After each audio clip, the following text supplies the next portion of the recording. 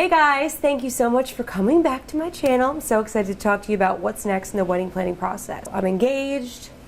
Now what? Okay, so the first thing after you get engaged, I got so excited. I wanted to plan everything. I wanted to pick a date. I wanted to just get everything set and squared away.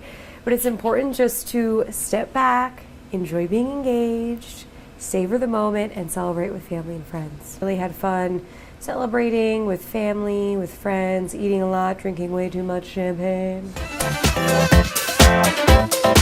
First thing you do is get with your parents or get with your significant other and kind of figure out what your budget is.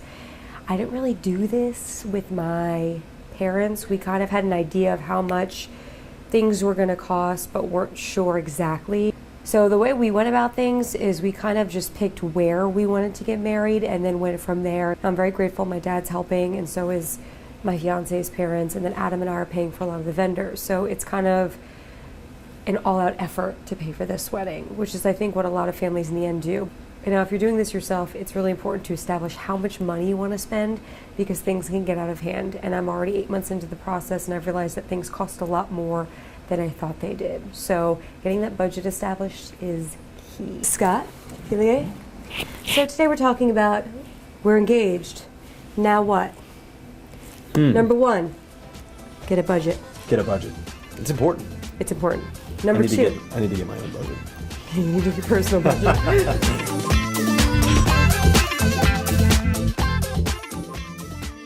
So once you figure that out, now it's time to pick a venue. So I want to show you our venue. Let's take a look.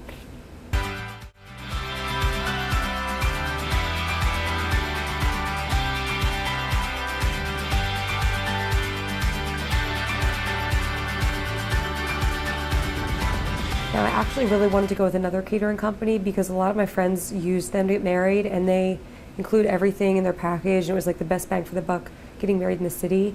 But I realized that there's so many other things to take into consideration, and this worked the best for us. And it's so freaking cool. You gotta pick a venue, right? Mm-hmm. You gotta find a city first. Well, you gotta know where you're getting married, aka pick a venue. So like, I was like, well, maybe Louisiana, but we picked Philly.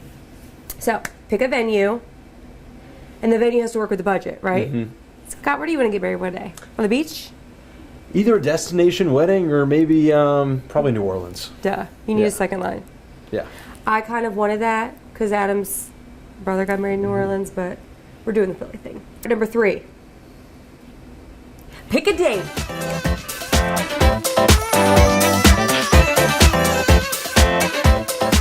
So once we figured out that was the venue, we kind of looked at what dates they had available. We didn't have a date picked yet. They're always going to shave off some money when it's in winter because weather factor, obviously. They're always going to shave money off of a Friday or a Sunday because that's not typically when people get married. Most people usually want to get married on a Saturday. So we're getting married on a Friday in winter, so you save some money right there.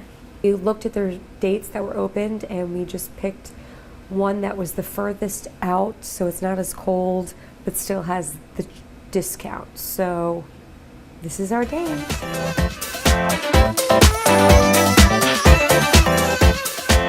So if you have a budget and then you pick a date, right? Find out the weather for the date. Well, we already went over this. I talked with them about that, how it's cheaper when you get married in winter. Once you have your date, it makes things so exciting, and I can't wait to share with you the rest of our process of picking our vendors, what we're doing, why we're doing it, and I'm going to share it with you. Well, before you go, give me your insight. How do you think the weather is going to turn out March 22nd, 2019 in Philadelphia, in the city of brotherly love? So if history says anything about your wedding date, it should be pretty nice.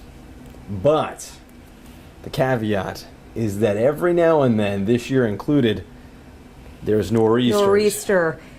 March 20th of last year, there was a nor'easter. One of the latest ones that they saw snow. They saw numerous inches of snow. But we're just going to hope that doesn't happen, Mother Nature, right? Yeah. Thank you, Scott. I appreciate it. You're welcome. Say goodbye. Bye, friends. Bye, friends. But that's it for this week's episode of Wedding Wednesdays.